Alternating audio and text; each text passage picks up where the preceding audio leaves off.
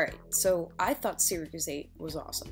Like, best series of Doctor Who since the reboot awesome. That's how good I thought it was.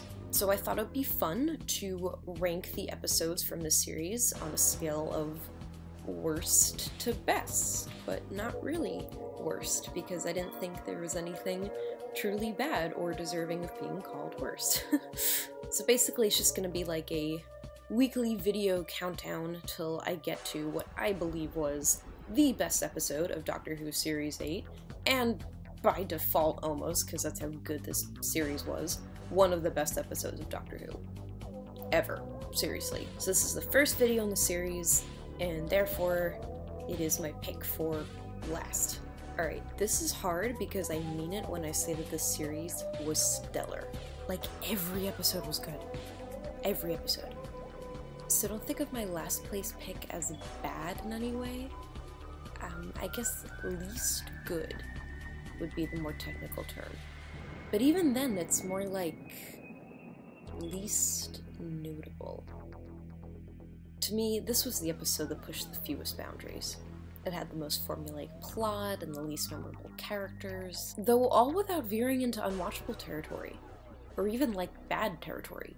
It's really not a bad episode. Essentially a wholly average and otherwise unremarkable episode of Doctor Who, which, you know, maybe during a lesser series, like Series 7, would have been ranked a solid effort, but when you've got a series like this, where, you know, it's filled with some of the best episodes of Doctor Who, like, ever, the bar has just been raised, and Time Heist doesn't quite cut it. It has all the hallmarks of a generic New Who episode. You've got your ragtag team of quirky specialists, a hacker slash bank robber, your Moffat-designed, oh-so-clever, maturely sexy mastermind, Are you hungry? a scary-looking alien who's really just misunderstood and lonely, there she is, not the last of its species, and a seemingly impossible problem that really isn't so impossible after all. The unbreakable bank. the bank is now open. And honestly, there's nothing actually wrong with any of those elements. Sure, they're all tropes of Doctor Who, especially from the Moffat era, but we've seen them used before in really original and effective ways, you know, giving us some of the best episodes of the series. The problem is that Time Heist is not one of those episodes, and when you use all of those tropes in one 45-minute rush, the result is a spit-shine boilerplate of a Doctor Who script, hitting every mid-range mark it aims for. Not a second ahead of schedule. Just shut up, shut up, shut up, shut it up. But that's not to say that the whole episode is mired in mediocrity. Jenna Coleman and Peter Capaldi deliver solid performances as usual, especially as the 12th Doctor's lack of empathy causes its common divide amongst his companions.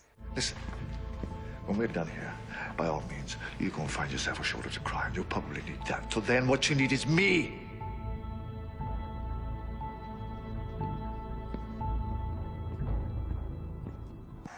And the concept of the Teller, a mind-scanning alien, was a surprisingly fresh and frightening take on what could have been just another throwaway monster of the week. See, it's really not bad. But it still deserves last place on my list, unfortunately. There are pacing issues and minor plot holes. Awful nice of the world's most secure bank to have even an inch of unsurveilled or unarmed space where four thieves can chat, but really, I'm just nitpicking. Everything about this episode is exactly at par, and while that sadly means it's nothing special, it doesn't mean it's bad either, and honestly, just like every other episode from Series 8, it's definitely worth a watch. Check back next week for my number 10 pick on my ranking of Doctor Who Series 8. Subscribe for more nerdy Doctor Who content, and check out my blog at DoctorWhoProblems.com.